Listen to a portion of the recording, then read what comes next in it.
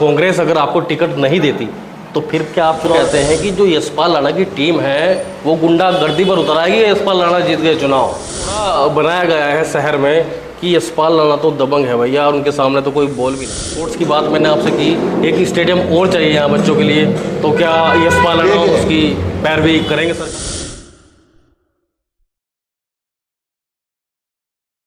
नमस्कार दोस्तों, आप देख रहे हैं रुड़की हब और मैं हूं आपके साथ नितिन कुमार।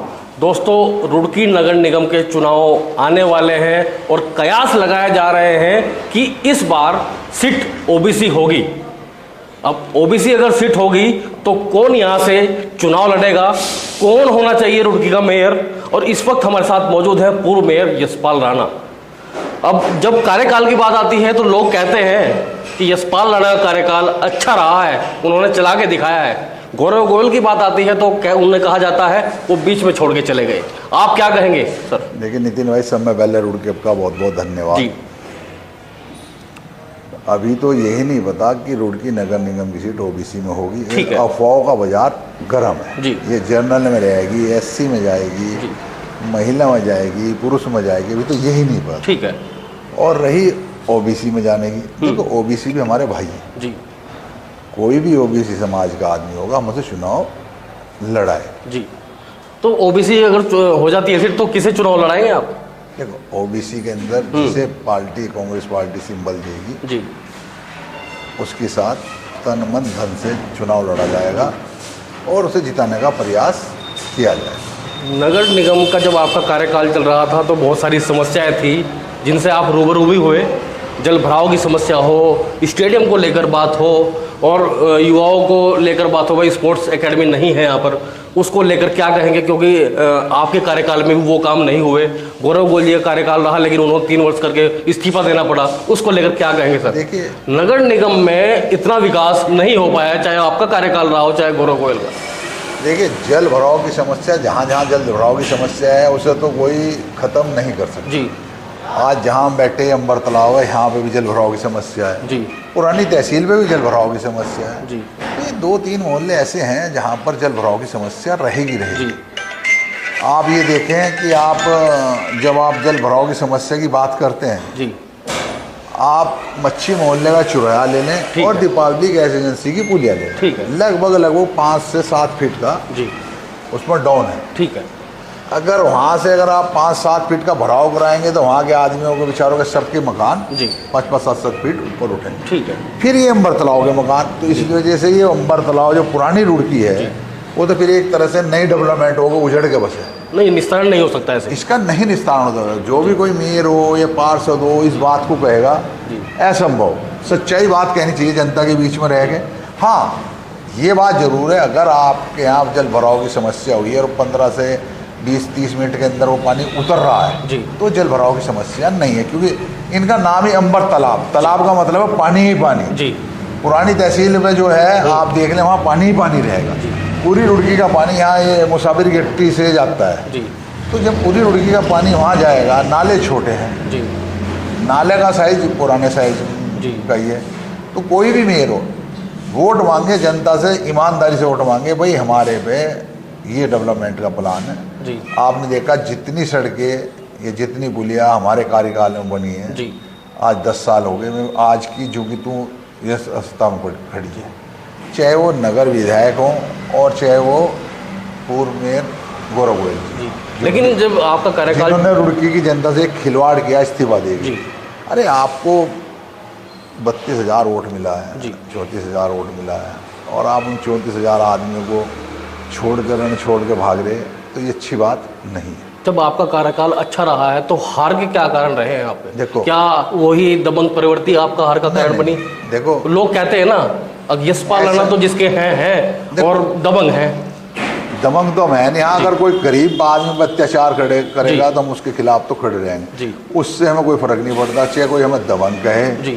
गरीब का, मजदूर का, वंचित को हम दबने नहीं देंगे, हम उनकी लड़ाई लड़ेंगे, चाहे उसके अंदर हम बदनाम भी हों, हम उन्हें उजड़ने नहीं देंगे। जब भी चुनाव आप लड़ते हैं तो चंद्र प्रकाश बाटा आ जाते हैं कि वो ऐसा व्यक्ति है, वो ऐसा व्यक्ति है, वो ऐसा व्यक्ति है। ऐसा है, चंद्र प्रकाश बाटा शहर का माहौल खराब करता है जी। उनके पास हिंदू मुस्लिम के अलावा कोई चारा नहीं है जी। और जो शहर का माहौल खराब करेगा उसके खिलाफ हम खड़े रहेंगे। ये शहर अमन और शांति का शहर है जी। भाईचारे का शहर है जी। इसमें हम भाईचारा बना के रहेंगे। अगर बाटार को ये लगेगा कि हम इस शहर का माहौल खराब कर देंगे तो इस शहर का माहौल यशपाल राणा खराब नहीं होने देगा, चाहे उसके लिए अपनी जान की बाजी भी लगानी। अच्छा, अगर सीट ओबीसी नहीं होती और आप चुनाव लड़ते हैं तो आपका विजन क्या रहेगा रुड़की के लिए अगला? जैसे जो आप पहले काम करेंगे रुड़की के लिए, जो युवा है उनके लिए क्या करेंगे? युवाओं को देखा, नगर निगम में युवा जो अपने साथी हैं जी, उन्हें रोजगार की व्यवस्था करानी चाहिए जी। सरकार से सब में पहली मांग यही होनी चाहिए कि नगर निगम में आप भर्ती खोल लें। जी। देखो, नगर निगम ठेका प्रथा पे चल रहा आज के लिए। जी। भर्तियां हैं नहीं, ठीक है। सरकारी कर्मचारी कोई परमानेंट है नहीं। किसी ने भी कोई गड़बड़ काम करा तो आप किसे सस्पेंड करेंगे? जी। सरकारी कर्मचारी को तो आप सस्पेंड करोगे, आप उसे ही तो जो वो लगाओगे प्लेसमेंट, चाहे आप उसकी ग्रेजुएटी पे करें, चाहे फंड पे करें, चाहे आप उसके प्रमोशन पे करें। जी। और जो ठेका प्रथा का आदमी है, मान लो उसने गबन भी करा, वो तो हाथ पूछ के अपने घर चला जाएगा। जी। जो टैक्स जमा हो रहा है, किसी ने घपलेबाजी भी कर दी तो वो चला जाएगा। तो सरकारी कर्मचारियों की भर्ती इसलिए खुलनी चाहिए और चाहे उसमें सफाई कर्मचारी, मतलब ठेका प्रथा बंद होनी चाहिए, आपका जो मतलब है? बिल्कुल बंद होनी चाहिए। नगर निगम में या नगर पंचायत हो, कोई भी स्थान हो, सरकारी नौकरी मिलनी चाहिए। युवा बेरोजगार घूम रहा है, उस युवा के लिए रोजगार पैदा ऐसे ही होगा। अच्छा, शहर में बहुत सारी समस्याएं हो रही हैं, लेकिन बताया जा रहा है कि नगर निगम ऐसा काम नहीं कर रहा है, चाहे वो मच्छर मारने की दवाई हो, छिड़काव हो, या जल भराव की समस्या हो, जहाँ पर वहाँ पर भी छिड़काव हो, आप लोगों उसको लेकर हमारे कार्यकाल में देखा होगा जी। जल भराव तो हुआ है पर 15-20 मिनट में निकल गया। ठीक है। जल भराव की समस्या पूरे शहर में क्या, पूरे हिंदुस्तान में ही है लगभग। जनता से मेरी यही अपील है कि आप पॉलीथीन का कम उपयोग करें जी। जितना आप पॉलीथीन को कम उपयोग करोगे उतना आपके यहाँ जल भराव की समस्या कम होगी। क्योंकि देखो, पॉलीथीन जब आप घर का कूड़ा उठाया, नाली में फकेल दिया जी, और वो जम जाती है जी। वो हमारे पर्यावरण को भी नुकसान करती है। यहाँ से निकल के आप खत्तों में गए, खत्तों से निकल के वो जो खाद वाद इधर उधर जाएगा, किसी खेत में गिरेगा जी, तो वहाँ भी पैदावार नहीं होगी, जल स्रोत वहाँ भी रुक जाएगा। ठीक है। तो मेरी तो रुड़की की जनता से यही अपील है कि आप अपना पॉलीथीन का कम से कम यूज करें। और मेरे कार्यकाल में जितना विकास कार्य हुआ, आप पत्रकार बंधुओं की निगाहों में हुआ है। जो काम के मैंने वादे किए थे वो अपने उस टाइम पे मैंने सब काम पूरे किए हैं। लगभग 99% मेरे काम पूरे हुए हैं जी। अच्छा, कांग्रेस अगर आपको टिकट नहीं देती तो फिर क्या आप चुनाव? कोई मतलब ही नहीं। देखो, पार्टी आपको विधायकी का भी दे दिया, मेयर भी आप मतलब निर्दलीय बने थे, आप फिर कांग्रेस में चले गए। मैंने जितनी भी इलेक्शन लड़े जी, अब तक के कोई घटोतरी का इलेक्शन नहीं लड़ा जी। हार जीत जनता के हाथ में हुआ जी। मेरे पास किराए का आदमी तो है नहीं। तो आप लोग कहते हैं कि भाई और भी तो लोग हैं। हाँ, देखो, और भी लोग हैं। अब और लोग हैं कौन जी, मुझे तो पता नहीं। अब किराए का आदमी पता नेतागिरी होती नहीं जी। आदमी अपना दम खम दिखाए जी, अपने आदमी दिखाए, कहाँ से आदमी है। लोगों के तो बस्ते भी नहीं लगते जी। यशपाल राणा अगर चुनाव लड़ता है तो मेरे संग साथी जो मेरे भाई हैं, जो मेरी एक आवाज़ पर खड़े रहते हैं जी, वही कांग्रेस पार्टी के लिए खड़े रहेंगे जी। तो इसलिए अभी तो ये कहना ही गलत है कि टिकट नहीं देती।